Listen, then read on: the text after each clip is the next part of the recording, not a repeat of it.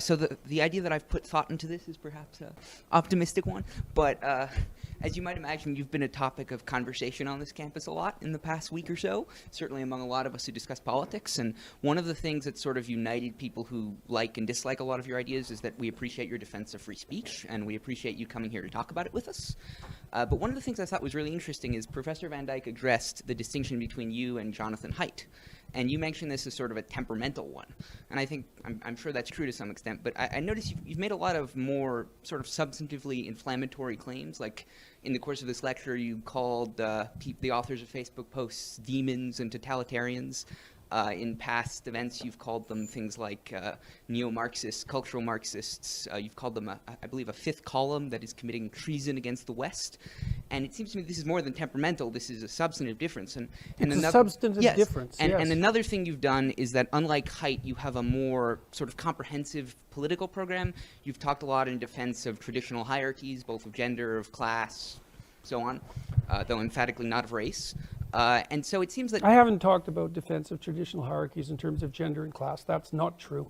Well, you've talked about hierarchies in society. You've talked about... Yeah, that's true. I have done that. But I haven't justified them on the basis of gender and class.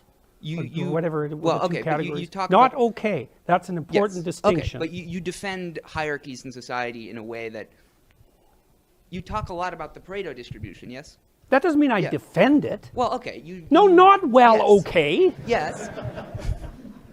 Well, I mean, I think you talk Observing that something exists is not the same as defending it. How in the world... Well, people attack it, right? What's that? And you don't. People attack it. Attack Attack the hierarchies of society as inherently unjust, right? Well, they're unjust, but they're also useful. Okay, so you say they're useful. Some people would disagree with that proposition. Okay, look at it this way.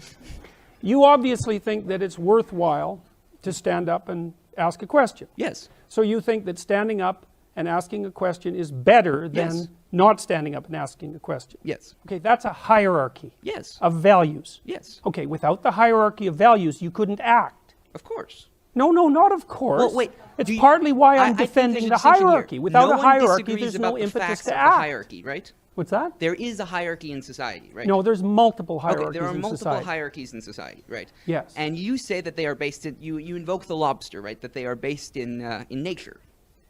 Yes. I said that they were inevitable. Yes, that they were inevitable. Some people disagree with that. That doesn't mean that they're good. But my point is that, this is generally relevant to it, you have a broader point than free speech. This is one of the things you talk about, yes? Yes. Okay. Whereas I think there are some other activists who focus on more exclusively I'm not on an free activist. Speech. There's some other individuals who engage in public political speech. Okay. Yeah. Who focus more exclusively on free speech, whereas you have other goals in mind. But one of the things that your more inflammatory language, and it's fair, it's a substantive disagreement, has done, I think, is it's politicized this free speech to an extent that someone like Haidt hasn't. I've noticed that when someone hears the term free speech now, they associate it with a specific set of thinkers, often as viewed as on the extreme right. And I think arguably that's the problem of all factions in society, because free speech should be a universal value. Polls certainly suggest that it's coming under increasing threat from both sides. But I suppose the heart of my question, in addition to, of course, these other observations, is that do you believe free speech is your primary end, or do you believe these other points you're making are important? Because I've heard you a bunch of times defend free speech sort of contextually, like you've complained about some of the laws in Canada that you dislike, that they institutionalize false facts into the law. But it seems to me that an absolutist defense of free speech makes no preference as to true or false. The point is that something, you are being forced to say something. It would be as bad as if you were forced to say something that is true, because the point of free speech is that you can say whatever you want, right? No, the point of free speech is so that you can think your way through life without running headlong into a brick wall. But being told to think position A versus position B is just as bad, right? Even if one is true and the other is not. Okay, well, there was a bunch of questions. Yes. Good job, by the way. Well, actually, wait, can I just ask one additional addendum? Which is, I think the politicization of free speech is by far the biggest threat to free speech, because this has always been... No, the radical leftists are the biggest threat to free speech. Well, okay, so this is a disagreement. But I get your point. The professor alluded to in previous questions, the substantive threats to free speech in much of the world, in Europe certainly, I think in the United States as well, from the government have come from the radical right.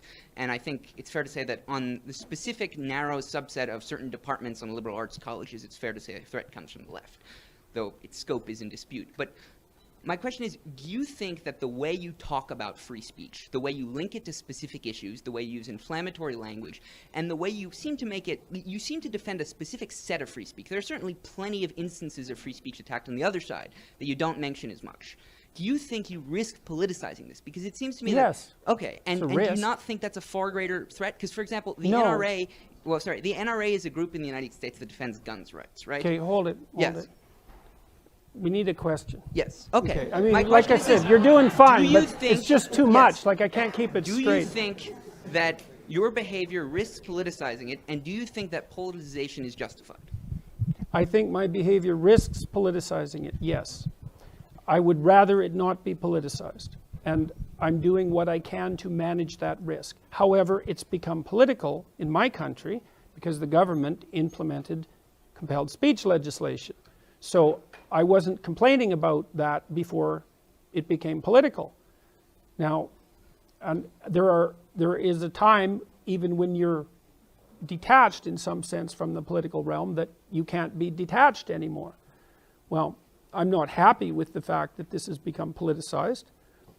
You could say that I haven't done a stellar job in ensuring in every possible manner that this has remained neutrally apolitical. Probably true. But I'm not particularly unhappy with the way things have gone so far. And I'm not happy with the radical left.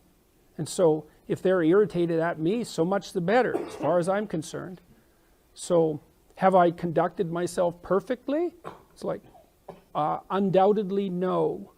So I've got more than my fair share of faults, and a temper is one of them. But I'm muddling through. So now I know there's much more to say, but I have some questions from the audience, so I'd like to read those, and I'll try again just to divide up the time in the questions, hopefully as fairly as possible. Professor Peterson, let's start with you. So this question says, you present your issue with Bill C-16 to be that the infringement of freedom of expression regarding gender pronouns is a problem. Do you hold the same stance with other discriminatory language in the Human Rights Code, such as being able to use racist terms with regard to students? And if you believe that one of these things is a violation but not the other one, why? I'm not sure I read that out all that well, but you get the idea. Okay, well, so one thing I would like to point out before I answer that, just so you all notice, is that I have in fact been denounced today. And what I am saying has in fact been described as hate propaganda. So one thing I'd like to suggest to you, every single person in the audience, you're next. So keep it in mind. All right, so with regards to the question, well, first of all, I don't think that these issues are the same. I don't think they're the same at all. I mean, I've been thinking about the pronoun thing, because one of the things that people, it put me back on my heels for a while, because the claim was basically, well, it's something like, why doesn't the mean professor just play nice and respect people by using their pronouns? And it took me like 3 weeks to unpack that, because who gets questioned about pronoun use? I don't know why the hell I use the pronouns I use. I use them because they're part of the language. I use he and she because that's what everyone uses. And so then I had to think about, well, why do we in fact use pronouns? And we use them in part for the same reason that we use other categories, and that's to simplify the world for functional purposes, roughly speaking. But then I was thinking, well, is the use of he and she a mark of respect? And the answer to that is, well, no, it's not a mark of respect. It can't be a mark of respect.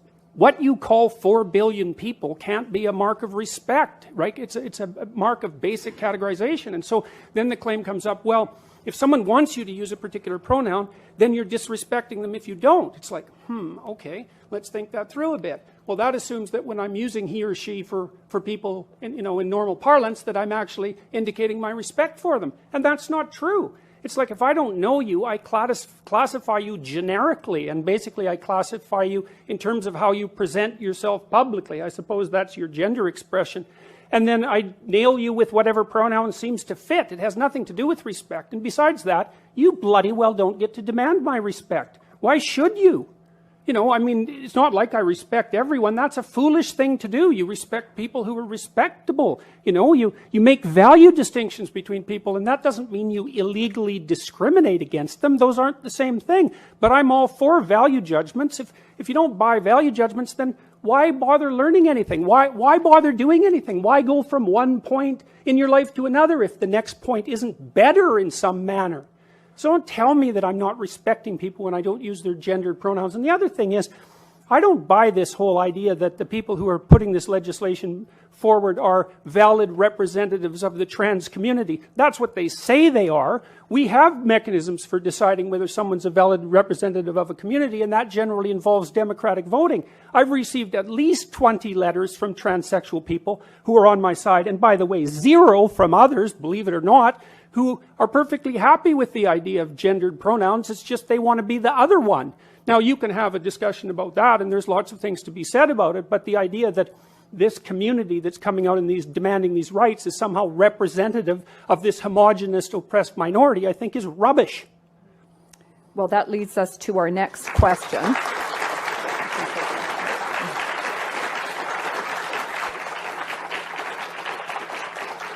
And for this question, I'm going to ask both Professor Kossman and Professor Bryson to comment on it. So one of the objectives of the transgender and queer rights movement is to enter into public conscience in a way. And this person asks, this can only occur through public conversation. Do you worry that it may not be possible to have thoughtful discussion if there is government restriction about this kind of speech? And do you worry that it would skew discussion in one direction or another? So perhaps Professor Kossman first, and then Professor Bryson. So I've spent a career being concerned about the way in which thoughtful discussion is often shut down. And I've been concerned about it on the right, I've been concerned about it on the left, and I've been concerned about it in the mushy middle. And I think that Professor Peterson has actually performed some of this today, insofar as he just said that he was denounced here today and that they're going to come for you next. So the thing is about speech is that everybody gets it. And you say something and you then get criticized. So Professor Peterson hasn't been denounced, some might want to, but he has been severely criticized. And that is actually what speech does. That is what speech does. I think that there is an important way to have public discussions around a whole range of issues. I would welcome a discussion on the role of hate speech provisions. I would welcome a discussion around the role of hate speech and its desirability, about whether the Supreme Court of Canada is right or not right in upholding its constitutionality.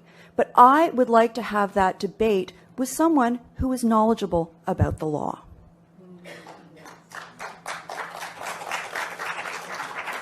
Thank you. And Professor Bryson.